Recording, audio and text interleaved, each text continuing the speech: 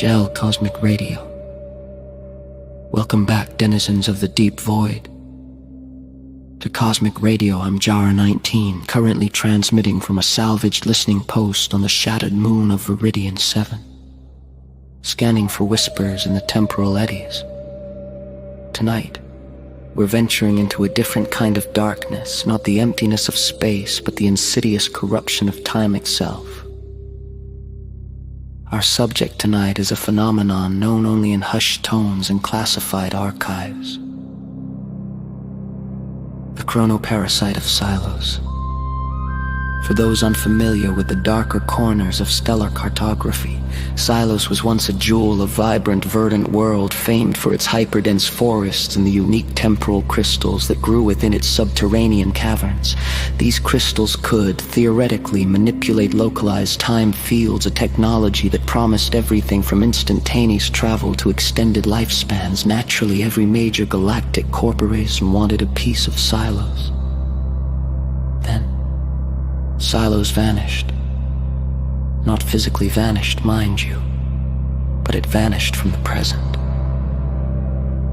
The first signs were subtle expeditions to Xylos reported strange temporal anomalies. Rivers would flow upstream for a few moments, only to correct themselves. Trees would visibly age and rejuvenate in the span of an hour. Communications would occasionally be garbled with echoes of future conversations or snippets of past broadcast.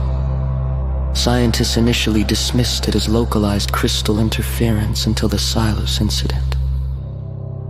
A team from the Omnicorp Chrono Engineering Division landed on Xylos to harvest a particularly potent vein of temporal crystals. Their last transmission was clear and very settling. Anomalies, increasing time, slippage, we're seeing ourselves. The log ended with a single, chilling visual. The captain, attempting to activate an emergency beacon, was suddenly surrounded by a dozen shimmering versions of himself. They weren't fighting, they were consuming, not physically but temporally. Each duplicate seemed to absorb a sliver of his present until the original captain flickered, faded, and was gone, replaced by a single distinct entity that was a mosaic of all those past and future selves, but somehow less like a perfectly copied image, but with its soul removed. The Chrono-Parasite doesn't kill you in the conventional sense. It doesn't devour your body. It devours your now. It feeds on the coherence of your personal timeline, replacing you with a fragmented echo of who you were, pulling moments from your past and future to sustain itself. And the more it consumes, the more pervasive its influence becomes. Xylos isn't gone. It's just stuck, trapped in an endless looping present with fragments of its own history and future constantly phasing in and out of existence, all feeding the entity that lives at its temporal core. Alone.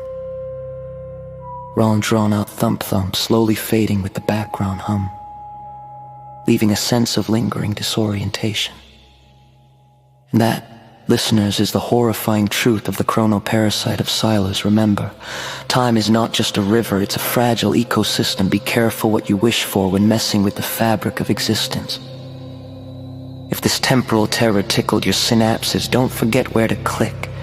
Find those red YouTube ovals on your interface. Hitting like tells the interdimensional algorithms that you're ready for more journeys into the unknown. And of course, subscribe and activate that bell notification.